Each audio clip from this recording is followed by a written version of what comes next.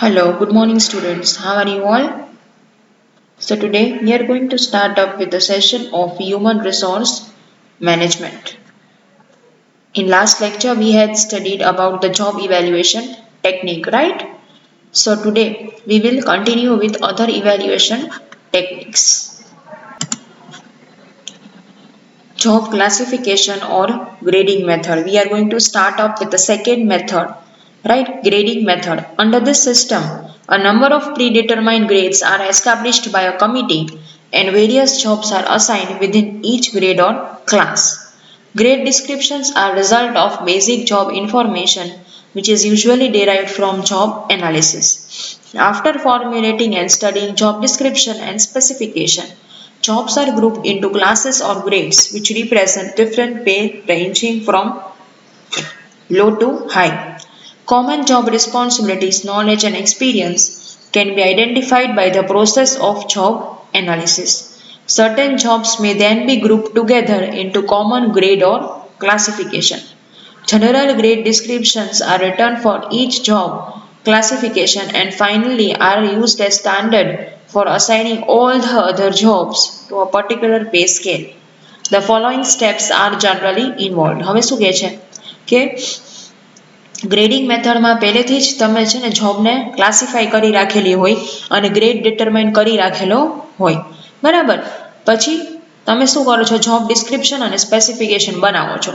Description એટલે શું થાય એ મેં તમને આની પહેલાં કીધું છે કે જોબની રિસ્પોન્સિબિલિટીઝ અને ડ્યુટીઝ, અને જોબ સ્પેસિફિકેશન મીન્સ એમ્પ્લોયને કેટલી સ્કિલ્સ તમારામાં એમ્પ્લોયને કેટલી સ્કિલ્સ છે. Common job responsibility, knowledge and experience can be identified by the process of job analysis. Common બધી responsibilities, knowledge, experience એ બધું identify job analysis through કરવાનું છે. Certain jobs may then be grouped together into common grade. General grade descriptions are written for each job classification and finally used as standard for assigning jobs. General grade descriptions હોય એ તમે લખો છો હરેક classification માટે અને તમે standard તરીકે યુઝ કરો છો ફોર ઓલ ધ જોબ્સ. અમુક સ્ટેપ્સ આમાં ઇન્વોલ્વ થાય છે.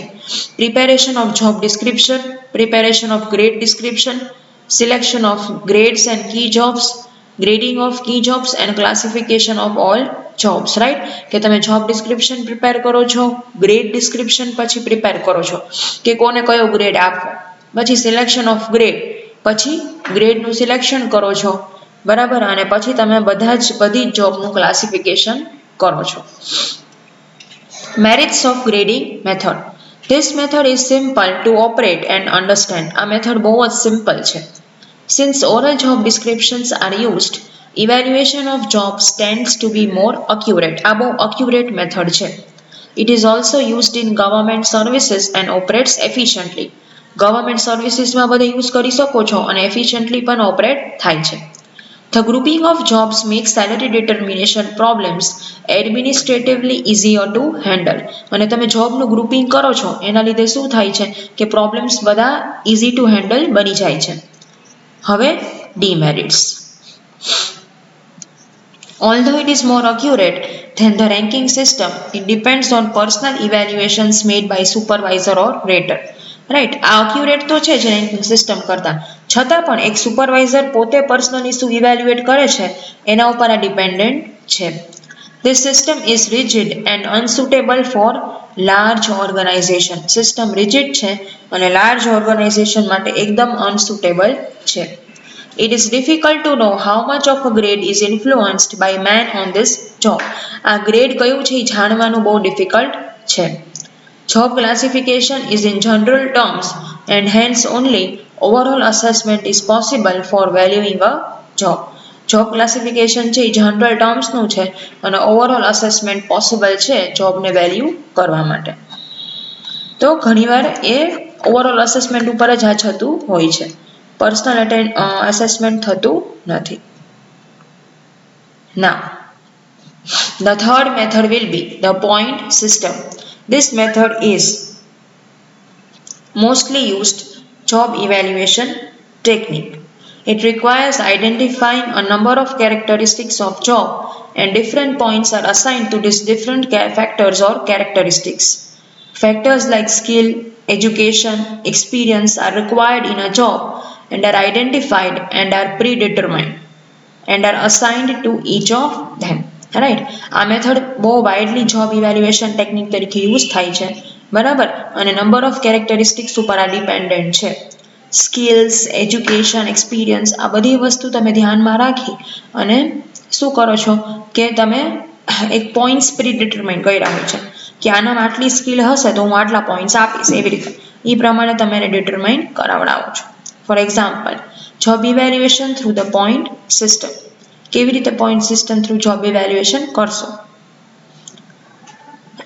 Serial number and factor, education, experience, complexity of job, right, education, post graduation, બરાબર, પછી ગ્રેજ્યુએશન સ્કૂલ, હાઈ સ્કૂલ અને પ્રાઇમરી, એક્સપિરિયન્સ કેવી રીતે છે એના ઉપર. જો પોસ્ટ ગ્રેજ્યુએશન હોય તો 5 પોઈન્ટ્સ, ખાલી સ્કૂલનું ગ્રેજ્યુએશન એમને હોય, બરાબર, તો 4 પોઈન્ટ્સ, હાઈ સ્કૂલનું હોય તો 3 પોઈન્ટ્સ, પ્રાઇમરી હોય તો 2 પોઈન્ટ્સ, એક્સપિરિયન્સ હોય તો 2 યર્સનો હોય તો 5 પોઈન્ટ્સ, 1 યરનો હોય તો 4 પોઈન્ટ્સ, 6 મંથ્સનો હોય તો 3 પોઈન્ટ્સ, ફ્રેશર હોય તો 2 પોઈન્ટ્સ.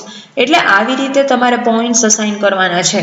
જેટલું હાયર અચીવમેન્ટ અને ક્વોલિફિકેશન એટલા હાયર એને પોઈન્ટ્સ આપવાના અને બાકી નહીં આપવાના. Complexity of job very high, high ને એવરેજ. વેરી હાઈ 5 પોઈન્ટ્સ, હાઈમાં 3 પોઈન્ટ્સ અને એવરેજમાં 2 points. In this method of job evaluation, different characteristics of the job are identified and points are assigned to each factor. The job having the highest points will be provided with a very high salary.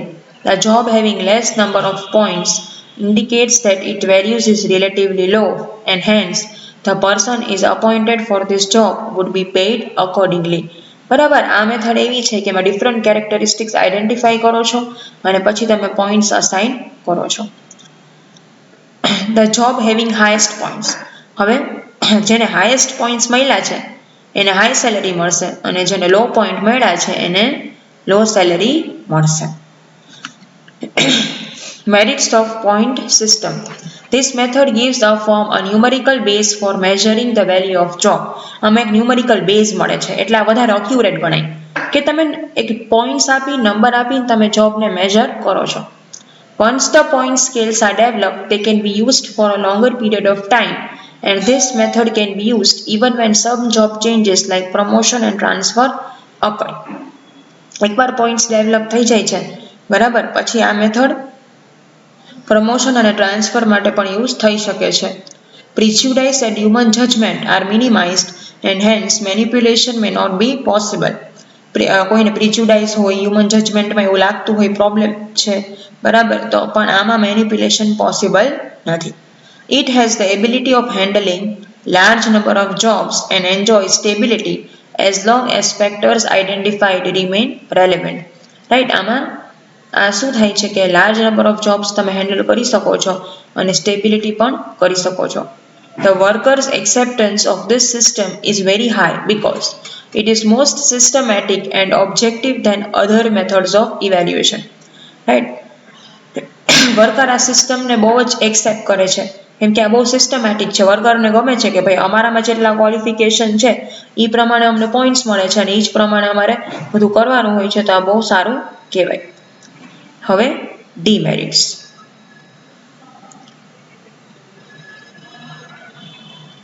The development and installation of this method calls for a very high expenditure. આના લીધે શું થાય છે કે બહુ high expenditure અને heavy expenditure આવે છે. The task of different job factors for all jobs is very time consuming and difficult. Time consuming છે અને difficult છે. It is a complex method which requires skilled personnel and sometimes workers do not fully understand this method of evaluating jobs. આ બહુ complex method છે, બરાબર.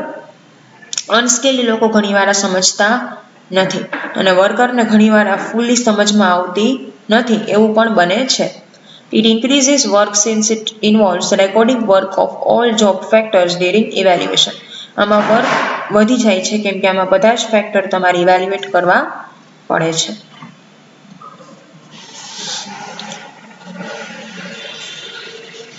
Now next will be factor comparison method.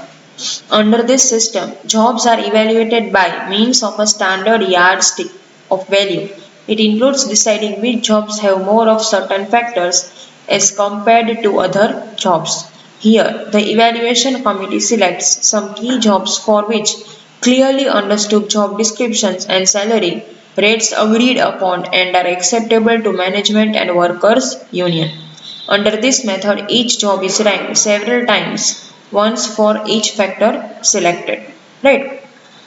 આમાં શું થાય છે કે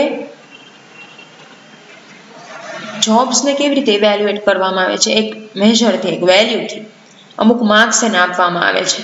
રાઈટ? એક જોબને બીજી જોબ સાથે કમ્પેરિઝન કરવામાં આવે છે કે ભાઈ જોબ એમાં કોન્સન્ટ્રેશનની વધારે જરૂર છે કે જોબ બીમાં કોન્સન્ટ્રેશનની વધારે જરૂર છે. એમાં જરૂર હોય તો એ પ્રમાણે માર્ક્સ મળે છે. રાઈટ? હવે આપણે એક્ઝામ્પલ જ જોશું તો જ તમને ખ્યાલ આવશે. Example: job may be ranked first in terms of factor scale and then education and then experience. Finally, these individual ratings are combined for each job and overall evaluation is prepared as shown below. બરાબર, જોબને પહેલાં તમારે rank કરવાની હોય છે skill, education, experience wise, અને પછી તમે evaluation કરી શકો છો. Factors, job rating, ABCDE. બરાબર, હવે મેન્ટલ સ્કિલ્સ, રિસ્પોન્સિબિલિટી, એજ્યુકેશન અને એક્સપિરિયન્સ, આ બીજા 4 ફેક્ટર્સ છે. બરાબર છે? ઓકે, હવે એમ નક્કી કરવાનું છે કે જોબ રેટિંગમાં મેન્ટલ સ્કિલની સૌથી વધારે જરૂર કોન્સન્ટ્રેશન એ છે. બરાબર, પછી રિસ્પોન્સિબિલિટી ડીને છે, એજ્યુકેશનમાં સીનો ફર્સ્ટ છે. બરાબર, એક્સપિરિયન્સમાં ઈ જોબને ફર્સ્ટ પ્રાયોરિટી આપવામાં આવે છે. પછી હવે બીજા ફેક્ટર્સ તમે સેકન્ડ બી ફેક્ટર લ્યો. બરાબર, તો બી ફેક્ટરમાં સૌથી વધારે જોબ બી છે એમાં મેન્ટલ સ્કિલની જરૂર છે, જોબ એમાં રિસ્પોન્સિબિલિટીની જરૂર છે, એજ્યુકેશનની ડીમાં જરૂર છે અને એક્સપિરિયન્સની એમાં જરૂર છે. Same way for factor C, mental સ્કિલની સીમાં જરૂર છે, રિસ્પોન્સિબિલિટીની બીમાં જરૂર છે, એજ્યુકેશનની એમાં જરૂર છે અને એક્સપિરિયન્સની સીમાં રિક્વાયરમેન્ટ છે. તો આવી રીતે same goes for D and E. Now fixing of value of job. હવે જોબની વેલ્યુ ફિક્સ કરવાની છે. કેવી રીતે? Job A, job B, job C, job D and job E. 5 job છે અને 4 ફેક્ટર છે: કોન્સન્ટ્રેશન, રિસ્પોન્સિબિલિટી, એજ્યુકેશન અને એક્સપિરિયન્સ. બરાબર, તો હવે આપણે જોયું કે જોબ એમાં સૌથી વધારે કોન્સન્ટ્રેશનની જરૂર છે એટલે એને અહીંયા 300 પોઈન્ટ્સ આપવામાં આવ્યા છે. બરાબર, પછી બીમાં સેકન્ડલી એને જરૂર છે કોન્સન્ટ્રેશનની. બરાબર, અહીંયા જો સેકન્ડ છે. બરાબર, જોયું ને તમે કે સૌથી વધારે પહેલા મેન્ટલ સ્કિલની એમાં જરૂર છે, પછી બીમાં જરૂર છે એટલે બીને એના કરતાં થોડાક ઓછા પોઈન્ટ્સ આપ્યા, દેટ ઇઝ 175. પછી સીને જરૂર છે એટલે એને એના કરતાં થોડાક ઓછા આપ્યા, 150 પોઈન્ટ્સ. પછી મેન્ટલ સ્કિલની ડીમાં જરૂર છે એટલે એને 100 પોઈન્ટ્સ આપ્યા અને પછી એને ઈમાં જરૂર છે મેન્ટલ સ્કિલની લાસ્ટ, તો 50 પોઈન્ટ્સ આપ્યા. એવી રીતે તમારે પોઈન્ટ્સ આપવાના છે ઘટતા ઓર્ડરમાં. હવે રિસ્પોન્સિબિલિટીની વાત કરીએ તો સૌથી વધારે રિસ્પોન્સિબિલિટી જોબ ડીમાં પહેલા છે. તો જો ડીમાં સૌથી વધારે પોઈન્ટ્સ છે 275 પોઈન્ટ્સ. તમે તમારી જાતે ફિક્સ કરી શકો છો, એમાં કોઈ ક્રાઇટેરિયા નથી. પછી રિસ્પોન્સિબિલિટીની એ જોબમાં સૌથી વધારે જરૂર છે તો જો એને 200 આપ્યા.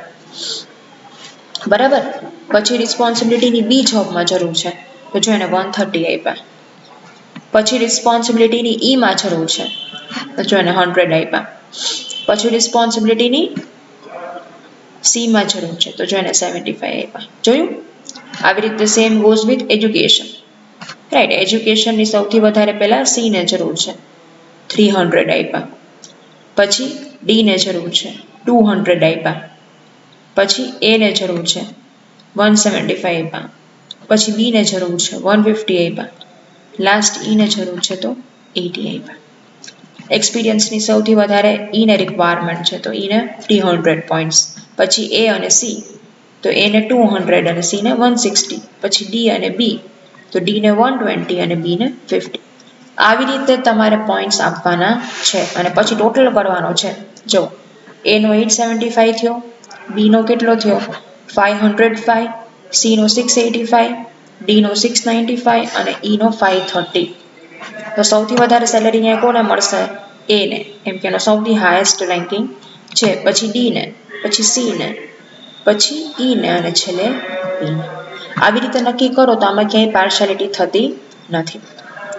The major steps in this method are as under: clear cut job descriptions and specification. Clear cut job description હોય અને specification હોય.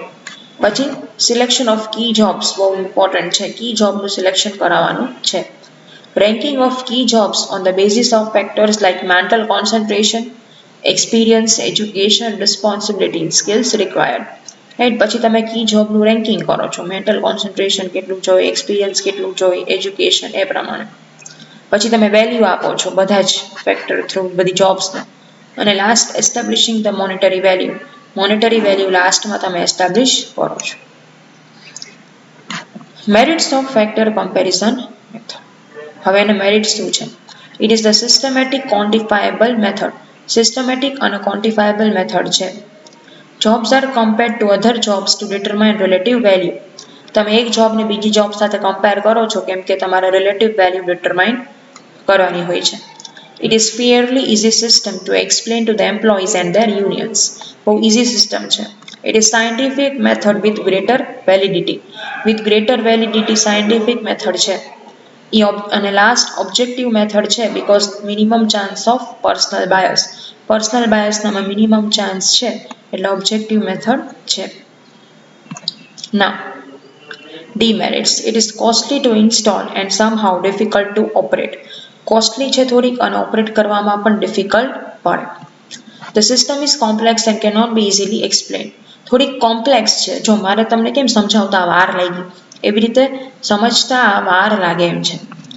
Wage level changes from time and these minor changes have to be adjusted to all the jobs considered under this method. Wage level time to time change થાય છે અને minor changes adjust કરવા પડે છે for all the jobs. Okay students, તો અહીંયા job ઇવેલ્યુએશનની 4 method પૂરી થાય છે. એક મેથડ આપણે ગઈકાલે સ્ટડી કરી હતી અને અધર 3 methods we studied today. Now as these 3 methods are quite difficult to understand, so આજે આપણે આટલું રાખશું. We will wind up the lecture. Then in next lecture we will start up with advantages and disadvantages of job evaluation. So till then, thank you and take care.